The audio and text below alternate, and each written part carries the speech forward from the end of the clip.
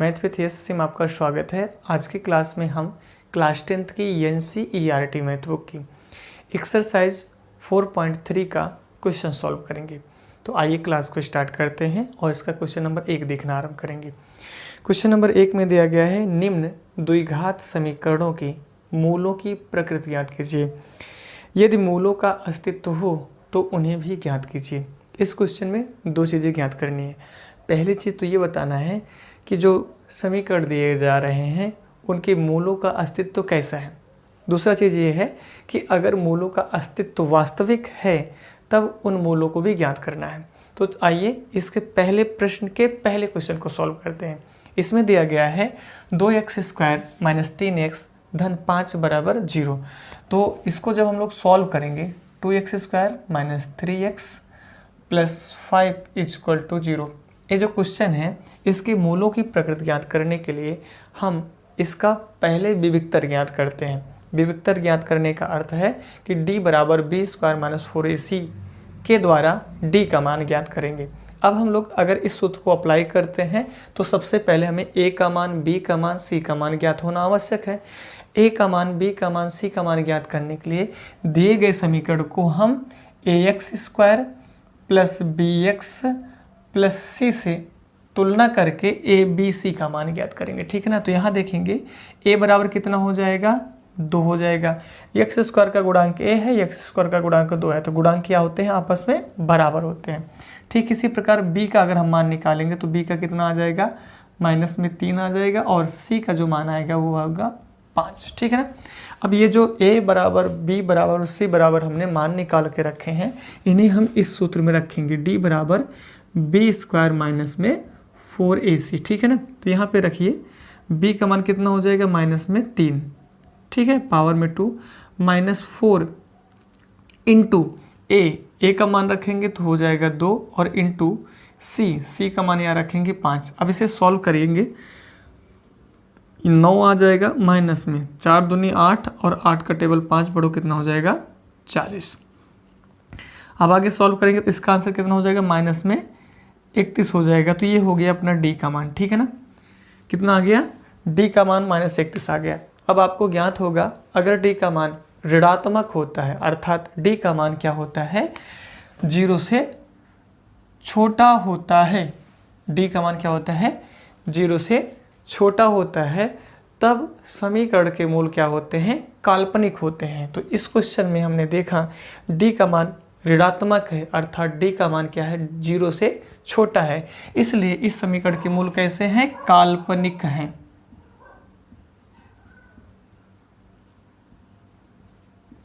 ठीक है ना। तो इस समीकरण के मूल कैसे हैं, काल्पनिक हैं।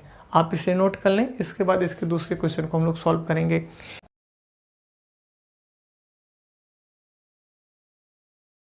पहले क्वेश्चन के दूसरे क्वेश्चन को हम सॉल्व करेंगे। इसमें दिया गया है 3x² - 4√3x + 4 = 0। तो इस क्वेश्चन को हम लोग सॉल्व करें। सबसे पहले a का मान, b का मान और c का मान ज्ञात करेंगे, है ना। तो a का मान क्या हो जाएगा, x² का गुणांक 3 हो जाएगा। b का मान क्या हो जाएगा, -4√3 हो जाएगा। ठीक है। और c का मान क्या हो जाएगा, 4 हो जाएगा। तो इसके लिखेंगे a बराबर कितना आ जाएगा, यहाँ पर देखेंगे 3 हो जाएगा, और b बराबर कितना हो जाएगा, -4√3 हो जाएगा, और c बराबर कितना आ जाएगा, 4 आ जाएगा। इन मानों को हम लोग यहाँ रखेंगे विविक्तर वाले सूत्र में। तो b² - 4ac, b का मान आप रखेंगे तो कितना हो जाएगा, -4√3 पावर में 2 -4 इंटू a का वैल्यू, तो a का वैल्यू कितना है, 3 इंटू c का मान कितना है, 4। अब आप इसे सॉल्व करेंगे, देखो कितना आ जाएगा, 4 का स्क्वायर करोगे तो 16 हो जाएगा, और √3 का स्क्वायर करने पे 3 आ जाएगा। माइनस में 4 का यहाँ देखो स्क्वायर होगा तो कितना आ जाएगा, 16 इंटू 3 हो जाएगा, और आप इसको देखो सॉल्व करोगे तो कितना आ जाएगा, 0। तो d का मान कितना आ गया, 0 आ गया। ठीक है ना। अब आप देखेंगे कंडीशन, जब d का मान क्या होता है, 0 होता है, तब समीकरण के मूल क्या होते हैं, वास्तविक होते हैं। इसलिए क्या लिखेंगे यहाँ पे, समीकरण के मूल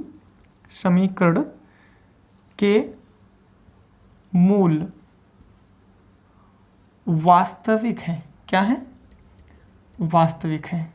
तो जो पहला प्रश्न है उसके जो मूल हैं वो क्या है, वास्तविक है। ठीक है, अब उसमें देखो इसी में क्या बोला गया है, अगर मूल वास्तविक होंगे तो उन मूलों को भी ज्ञात करना है। अर्थात ये जो समीकरण है इसे सॉल्व करके अब हम लोग इसके मूलों को भी ज्ञात करेंगे। ये जो समीकरण दिया गया है इसके मूलों को ज्ञात करने के लिए गुणनखंड प्रक्रिया अप्लाई करेंगे। गुणनखंड प्रक्रिया हम कैसे अप्लाई करके इसके मूलों को ज्ञात करते हैं इसे आप देखना आरंभ करें। इस क्वेश्चन को लिख लेते हैं 3x² माइनस में 4 रूट 3x प्लस 4, ठीक है ना, बराबर 0। अब आपको मालूम होना चाहिए गुणनखंड प्रक्रिया जब हम पहले पढ़ाए थे तो उसमें हम क्या करते थे, इस अचर पद का गुणा इस x² वाले कोफिशिएंट के साथ करते थे। तो यहाँ 4 का गुणा 3 में करो कितना आ जाएगा, 12, ठीक है ना। और ये जो 12 आया है इसे 2 भागों में हम इस प्रकार से तोड़ते हैं जिन्हें जोड़ के या घटा के आप 4 रूट 3 लेके चले आओ। तो देखेंगे 12 को हम क्या लिख सकते हैं, 2 रूट 3, 2 रूट 3, ठीक है ना। इस 12 को देखो जब हम 2 रूट 3 इंटू 2 रूट 3 लिखेंगे तो इनको जोड़ने से हमें 4 रूट 3 प्राप्त हो जाएगा, ठीक है ना। तो हम 4 रूट 3 के स्थान पे क्या लिखेंगे, 2 रूट 3 धन 2 रूट 3, ठीक है ना। तो अब आप देखेंगे इसको 3x² माइनस में जहाँ 4 रूट 3 है वहाँ क्या लिखना है, 2 root 3 plus 2 root 3 into x plus में 4 = 0। इसे सॉल्व करेंगे आप लोग, 3x², इस x का यहाँ मल्टीप्लाई कर दो, माइनस में 2 रूट 3x माइनस में 2 रूट 3x प्लस में 4 = 0 हो जाएगा, ठीक ना।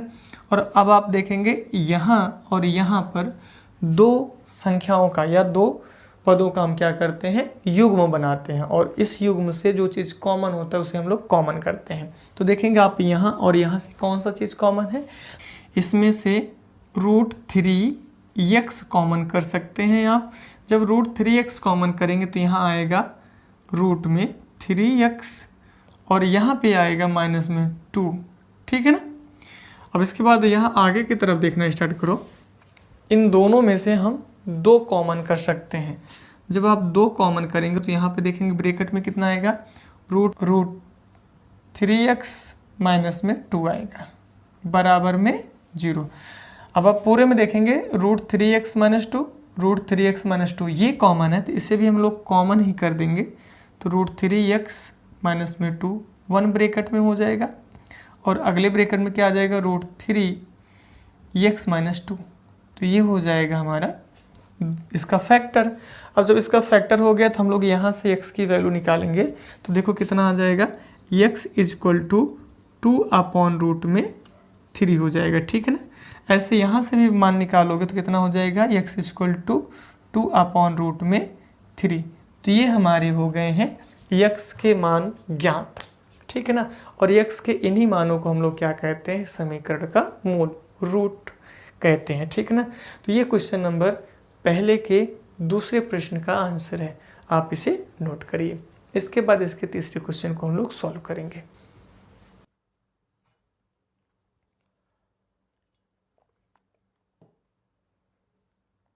प्रश्न 1 के तीसरे क्वेश्चन को हम लोग सॉल्व करेंगे। इसमें दिया गया है 2x² माइनस 6x प्लस 3 = 0।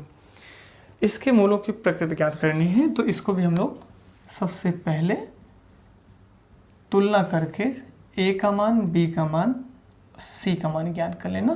तो कितना हो जाएगा, ax² plus bx plus c बराबर इसकी हम लोग तुलना करें। तो यहाँ तुलना करेंगे तो a बराबर कितना हो जाएगा, a बराबर हो जाएगा 2, ठीक है।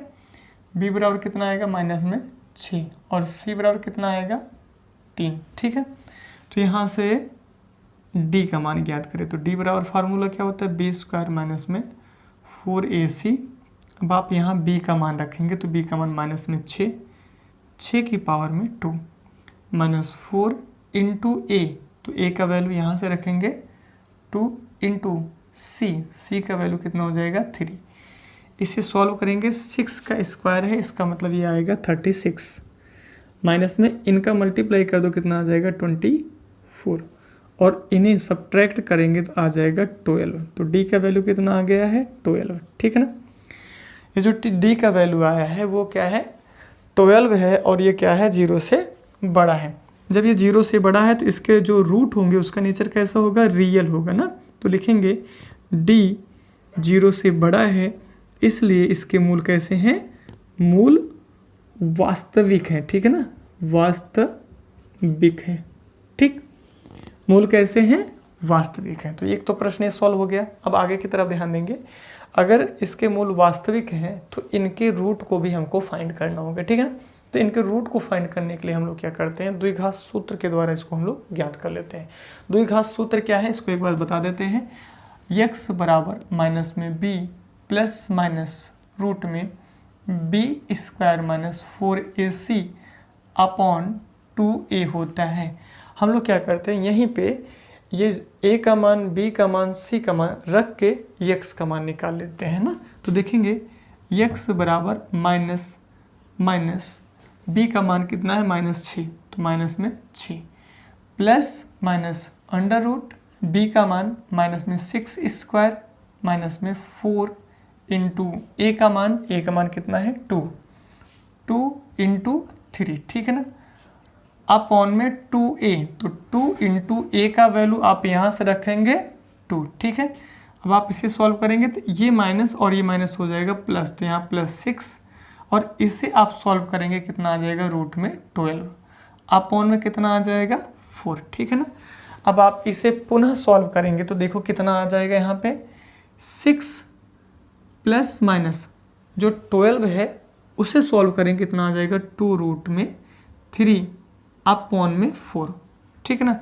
तो अब आप देखेंगे यहाँ 2 कैंसिल हो जाएगा और यहाँ से भी 2 कैंसिल हो जाएगा, तो आएगा 3 प्लस माइनस रूट 3 अपॉन में 2, तो ये x के मान आ गए ना।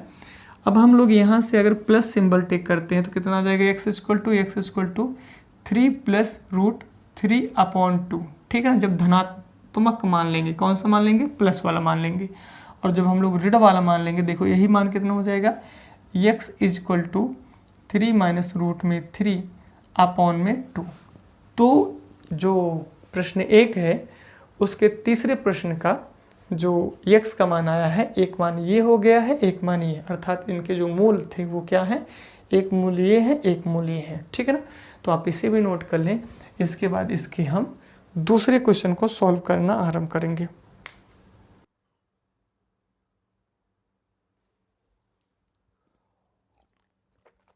इस एक्सरसाइज के दूसरे क्वेश्चन को देखना स्टार्ट करते हैं। इसमें दिया गया है, निम्न प्रत्येक द्विघात समीकरण में k का ऐसा मान ज्ञात कीजिए कि उसके 2 बराबर मूल हों। हमें करना क्या है, क्वेश्चन नंबर 2 में जो अलग अलग क्वेश्चन दिए गए हैं उनमें k का मान ज्ञात करना है।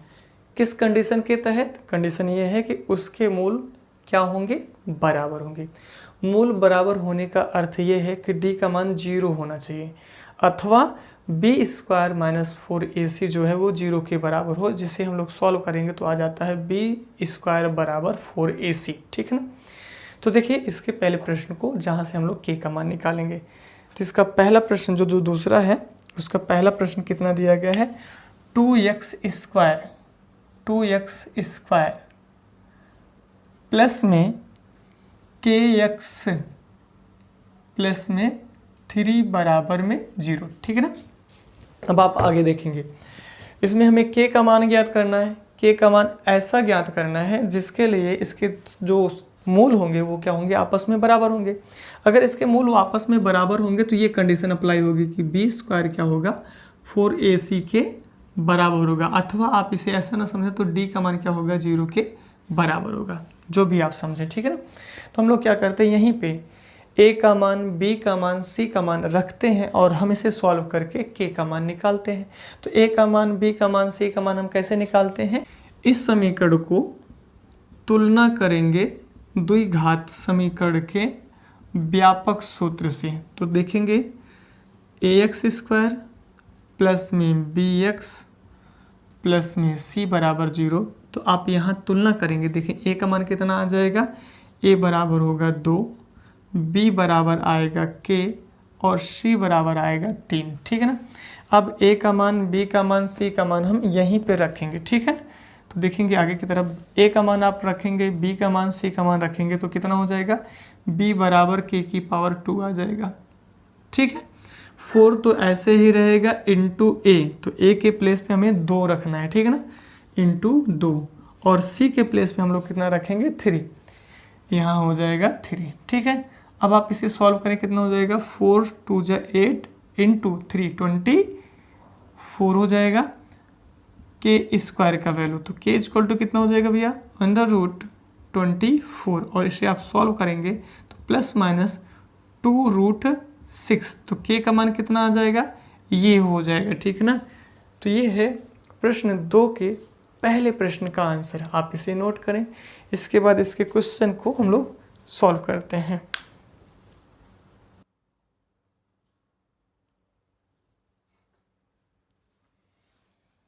क्वेश्चन 2 के दूसरे क्वेश्चन को देखेंगे, जिसमें दिया गया है कि x into x minus 2 plus 6 equal to 0। तो पहले हम क्या करते हैं, ये जो समीकरण लिया गया है इसको दो घात समीकरण रूप में लिखते हैं, है ना। तो कितना हो जाएगा, के एक्स माइनस 2 प्लस 6 बराबर 0। इसे सॉल्व करेंगे आप तो आ जाएगा के एक्स पावर 2 माइनस में 2k x प्लस में 6 इक्वल टू 0। यहाँ से k का मान ज्ञात कर सकते हैं।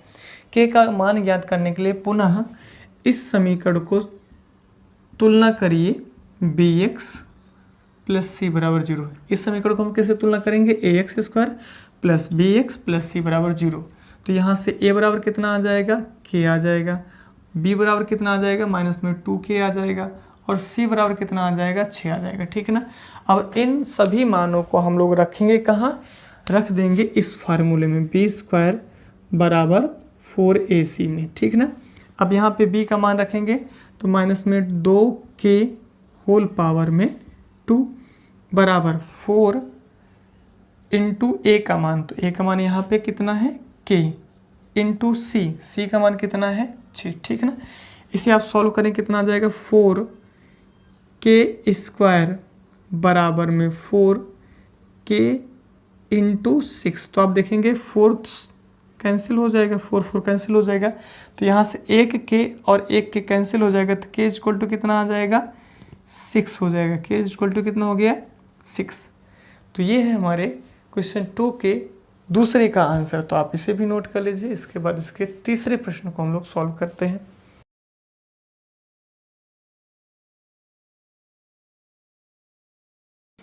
क्वेश्चन तीसरा देखना स्टार्ट करते हैं। क्वेश्चन तीसरे में दिया गया है, क्या एक ऐसी बाग, क्वेश्चन तीसरा देखना स्टार्ट करते हैं। क्वेश्चन तीसरे में दिया गया है, क्या एक ऐसी आम की बगिया बनाना संभव है जिसकी लंबाई चौड़ाई से दोगुनी हो और उसका क्षेत्रफल 800 मीटर स्क्वायर हो। यदि है तो उसकी लंबाई और चौड़ाई ज्ञात कीजिए। इस क्वेश्चन में दो चीज़ें बतानी है। पहले तो ये बतानी है कि दिए गए कंडीशन के अनुसार क्या आम की बाग बनाई जा सकती है, और मान लो आम की बाग उस कंडीशन के अनुसार बन रही है, तब उसकी लंबाई और चौड़ाई बतानी है। देखो हम क्या करते हैं, पहले उस कंडीशन को लिख लेते हैं जो कंडीशन दिया गया है। हमारे पास क्या दिया गया है, एक बाग बनाना है जो कुछ इस तरह से बनाना है, आयत के रूप में। ठीक है ना, अब इसमें कंडीशन क्या दिया है कि अगर इसकी चौड़ाई आप x मीटर मान रहे हैं तो इसकी लंबाई कितनी होगी, 2x मीटर होगी। क्यों होगी, क्योंकि इसमें बोला गया है जो लंबाई होगा चौड़ाई का 2 गुना होगा। ठीक है ना, इसके बाद क्या बोला है, इसका क्षेत्रफल कितना आएगा, 800 मीटर स्क्वायर आएगा। तो क्षेत्रफल हम a बराबर लिख ले रहे हैं 800 मीटर स्क्वायर। ठीक है ना, अब आगे की तरफ ध्यान समझिए। ये बाग कैसा है, आयत के रूप में है, तो आयत का क्षेत्रफल कितना होता है, लंबाई गुणे चौड़ाई। तो आप देखेंगे यहाँ पे लंबाई कितना है, 2x है, चौड़ाई कितना है, x है, और ये किसके बराबर होगा, 800 के बराबर होगा, क्योंकि यही तो क्षेत्रफल है, इसलिए इसको लिखेंगे 800। ठीक है ना, अब आप इसे सॉल्व करें कितना आ जाएगा, 2x की घात 2 और 800 को इधर लेके आएंगे, कितना आ जाएगा, माइनस में 800 बराबर में 0। ठीक है ना, अब आप इसे इक्वेशन 1 बना के इसे समझिएगा, ध्यान से देखिएगा। ये जो इक्वेशन है ये कैसा है, दो घात समीकरण है। अब दो घात समीकरण है तो हम क्या करते हैं, इसके मूलों की प्रकृति ज्ञात करते हैं। अगर मूलों की प्रकृति कैसी है, वास्तविक है, तो इसका अर्थ है कि ऐसी बाग बनाई जाएगी। और मान लो मूलों की प्रकृति काल्पनिक आती है, तब ऐसी बाग हम नहीं बना सकते हैं ना। तो चलो मूलों की प्रकृति ज्ञात करते हैं। तो देखेंगे आप यहाँ पे a बराबर कितना दिया गया है, 2 दिया गया है। b यहाँ देखेंगे x वाला टर्म गायब है, इसलिए b का मान कितना लिखा जाएगा, 0 लिखा जाएगा। और c बराबर कितना है, माइनस में 800 है। ठीक है ना। तो अब हम यहाँ से विविक्तर ज्ञात करेंगे जिसमें इसके मूल क्या होते हैं, बराबर होते हैं। तो देखो d बराबर क्या होगा, b स्क्वायर माइनस 4ac। ठीक है।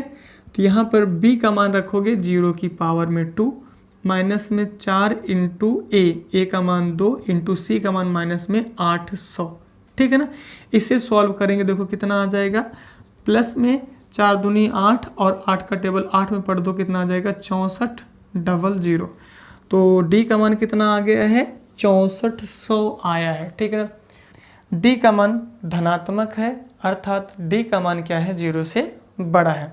0 से बड़ा होने का अर्थ ये है कि ये जो दी गई है कंडीशन, इस कंडीशन के अनुसार जो हमने ये इक्वेशन बनाया है, इसके मूल क्या है, वास्तविक है। वास्तविक होने का अर्थ यही है कि हाँ, ऐसी बाग बनाई जा सकती है जिसमें ये सारे कंडीशन अप्लाई होंगे। ठीक है ना। अब ऐसे अगर हम बाग बना ले रहे हैं तो इसका अर्थ क्या हुआ है कि इसके मूल वास्तविक हुए हैं, इसलिए हम ऐसा कह रहे हैं। ठीक है।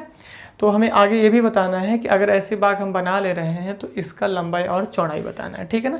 तो लंबाई और चौड़ाई हम लोग कैसे बताएंगे, इसको आगे की तरफ देखेंगे। ये जो इक्वेशन बना है इसे ही सॉल्व करके x की वैल्यू हम लोग फाइंड कर लेंगे। ठीक है ना। तो यहाँ से देखेंगे आप, इसमें x स्क्वायर बराबर 400 लिख सकते हो, 0 कैसे लिखेंगे, देखो ध्यान से, इसमें 2 से भाग लगाओगे 1 आएगा, 2 से भाग लगाओगे 4 आएगा। ठीक है ना। तो यहाँ से आगे की तरफ देखें, x स्क्वायर को यहीं रहने दे और उस 400 को उधर लेके जाओ, कितना आ जाएगा, प्लस में 400 आ जाएगा। x बराबर अंडर रूट 400 आ जाएगा और x का मान निकालोगे तो प्लस माइनस 20 आएगा, जिसको हम लिखेंगे x बराबर धन में 20 और माइनस में 20। ठीक है ना। अब आप यहाँ फिर से समझेंगे, x का ये जो माइनस वाला 20 आया है ये नहीं लिया जाएगा क्योंकि x एक लंबाई और चौड़ाई है, जबकि लंबाई और चौड़ाई ऋण में नहीं होती है। ठीक है ना। इसलिए हम केवल धनात्मक मान लेंगे 20 में। ठीक है ना। अब आप आगे यहाँ फिर से देखिएगा, चौड़ाई कितना हो जाएगा, यहाँ पे 20 हो जाएगा, तो लंबाई कितना होगा, इसी का 2 गुना, तो ये हो जाएगा 40। तो यहाँ आप आंसर देखेंगे, लंबाई बराबर कितना आएगा, 20 मीटर हो जाएगा, जबकि चौड़ाई बराबर कितना आ जाएगा, 2x दिया है तो इसको सॉल्व करोगे 40 मीटर आ जाएगा। तो ये तीसरा प्रश्न आपको समझ में आ गया है, आप इसे नोट कर लीजिए।